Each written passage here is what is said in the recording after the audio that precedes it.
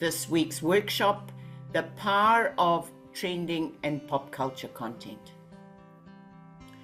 So my objective here today is help you understand what it actually is, because many people don't understand how to tap into it, how to integrate it into your marketing efforts.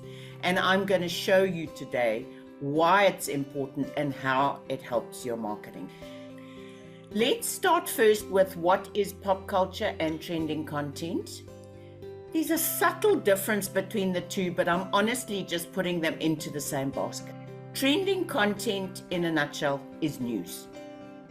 It's really stuff related to current events, viral social media stuff, and popular memes. These two can also be pop culture, but really things that are conversational and sparking engagement, things that are happening now that your audience, your ideal customer, feels they want to comment about, want to talk about, want to get in on. You will very often see in social media when you post something like this that people just put follow because they're interested in the conversation.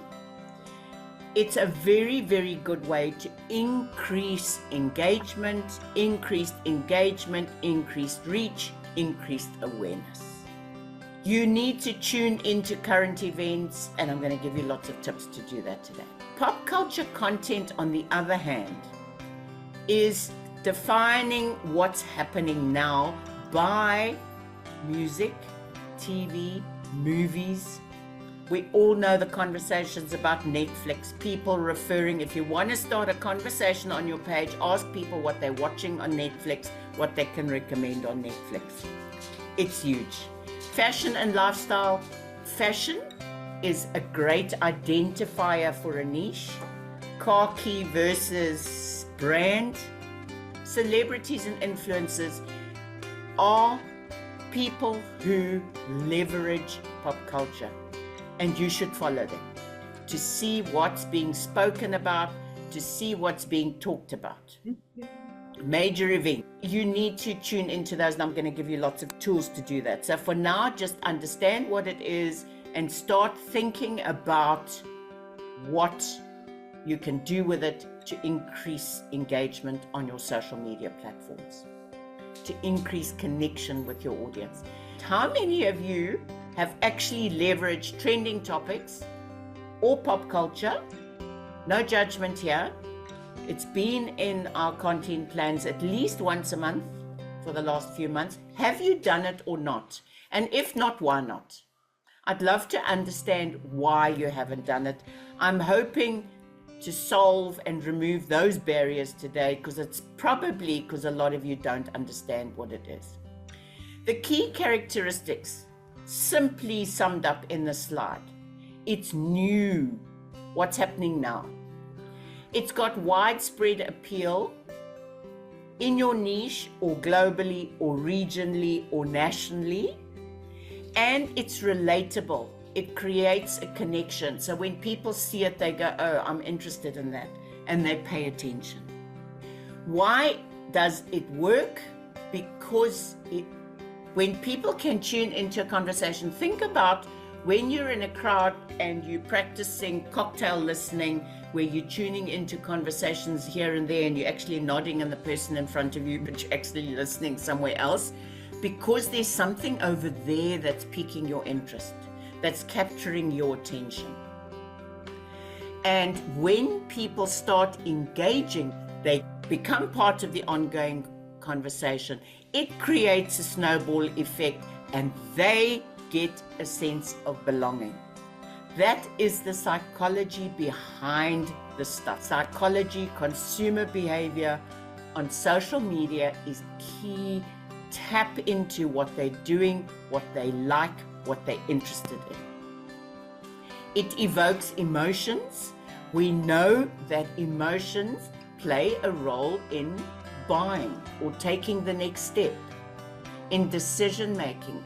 When you are attracting their attention, getting their interest, building desire is based on emotions. So when they can be included in a community, in a bigger conversation, the social identity theory, They belong in a community because of that common idea. So you are looking for ways to build a conversation around something that's already an idea, something that's already happening. The important thing is the timely nature of this content. If you come after the wave has passed, you've missed the moment. That's why it's so important to tune in and to remain current. So when you see the prompts in your content plan, go and search for trending and pop culture content. I'm going to show you now how to incorporate it into your content, but remaining authentic. Because I think many of you might be asking, I'm not sure that's my style. I'm not sure that's what I do. I'm going to give you examples today of how some of the businesses we know well do it really well, and it might spark some ideas in you. But here's a caveat, and very important. Be aware of cultural sensitivity. There are many ways you can cause an issue, and there's no better way to test captions and visuals than in your content marketing Facebook group. We're a tribe, it's a private group, it's a safe place, no judging happens there.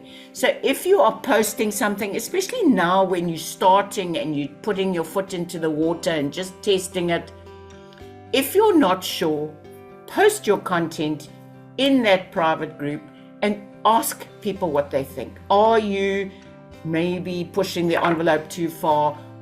Go there and ask, is there a cultural background this might be offending? Could it be interpreted in another way? And please, for heaven's sake, don't trivialize serious issues. Don't tune into politics and religion, those are fake. In the worksheet, which is available with this recording, give you this worksheet to help you identify your brand voice with a view to incorporating trending content and pop culture. In the worksheet, I've linked, as you can see, the worksheet in Content Marketing Kaizen that's really valuable for unpacking your values, your brand values, your personal values, so that your brand voice is your own. If you haven't done that exercise, go and do that first. In this worksheet, write down 3 core brand values that identify what your brand stands for. For example, integrity, innovation, customer-centric. This worksheet is full of words to get you started. Then define your tone. Are you playful, formal, witty, inspirational, educational? What is your tone? And by the way, if you have been on ChatGPT for a while, Chatty would have learned your brand tone and your voice. You can also give it links to your Facebook page, to your website, for it to get to know you even better.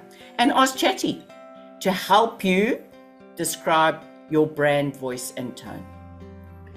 Then you can ask Chatty to craft key messages that identify your brand promise and purpose, using all that values and keywords. Here are some examples guiding you to your dream home with expert advice and a personalized approach. That applies to many of you here, doesn't it? For me, simplifying your marketing with actionable strategies that attract and engage your ideal audience. For coaches, unlocking your potential with personalized coaching that turns challenges into opportunities for growth. Those, by the way, were produced by Chatty. This is not a big exercise, but it gives you clarity. Because once you've got clarity on this, you can then go and reflect on how you can incorporate the right pop culture without losing your tone or contradicting your values. I hope you see why that first exercise is relevant to the next steps we are going to take. i.e., start searching for relevant trending content. The best place, in my opinion, to go is Ask Chatty, and there is a prompt for you. You can say, in my niche, in my location, remember, because it'll generally take the US as the setting, and it'll come up with a whole lot of interesting stuff. However, there are other tools. Pinterest Trends is fantastic. You can set trends for Europe, for the US, sadly not SA, but if you are tuning into a bigger audience, Pinterest Trends, and the link is in the worksheet, click on it and go and look there. Remember, in South Africa, we are emulating a lot of the stuff in the US, so you can't go too wrong because our consumer behavior kind of follows what's happening in the US. You also have a Pinterest search tool. I know many of you use Pinterest for ideas. There's another reason to go there, to go and look for trends in your industry. What are people sharing? What are people pinning? What are people interested in? Set up Google Trends with keywords in your industry. It is pure gold for alerting you to new conversations. Meet Glimpse, another link, discover trends before they're trending. I found a new one, Trend Hunter, for various industries. And what was Twitter? X Trends. Go and click on that link if you've got a Twitter account and apply filters. You can apply filters for people. You can say near you, and you can put in keywords. And the trends I uncovered yesterday were amazing. And then, of course, Instagram is the place to uncover trends. Go to fancy word, the explore page, but it's actually just clicking on the magnifying glass and type in people's names, keywords, hashtags, to go and see what is happening there. Remember, reels are fantastic for uncovering trends, not only content, but the way people are presenting, the type of visual, what they are doing on the reels. This is old. Don't do it anymore. What are the new ways people are creating content? Once you've done some research, another little worksheet. Fill in the blanks. Your brand tone is, and therefore, the pop culture you want to reference is what? And this trend fits because, take that moment for reflection. What are the potential risks or cultural sensitivities you need to be aware of? And the final message you want to convey is hope, is inspiration, is let's chat, let's start a new movement, come participate in my challenge. Here's an example in the worksheet. I'm not going to work through it, but I put this whole formula into ChatGPT and asked for an idea for content marketing for coaches, and it gave brand tone, pop culture I want to ref. The trend fits our brand because potential risks don't oversimplify mental health issues. You see how fantastic this is. I hope you're inspired, folks, and you're getting excited about a new way to create content that boosts engagement but remains relevant. I have to say, try and invoke your sense of humor. Get people to have fun with you. Don't be serious about this. Get your tongue into your cheek and have some fun. Find those trends and go, how can I have a joke with it? What can I make funny? Remember, Chatty doesn't really have a sense of humor, so this is going to rely on your own sense of humor. I've got some examples for you. We all know Nando's. Nando's have got the best sense of humor and play on local political and cultural events. They can get away with the political innuendos because they do it with such tongue-in-cheek. Using memes and hashtags that align with your message are key, because when it is timely, when it's conversation, people will be searching and following those hashtags, and the algorithm will be using that content signage to show your content to people who are following those conversations. You know, you see on your social media platforms conversations that you might find interesting. That's how it's finding those, because you are looking at those conversations.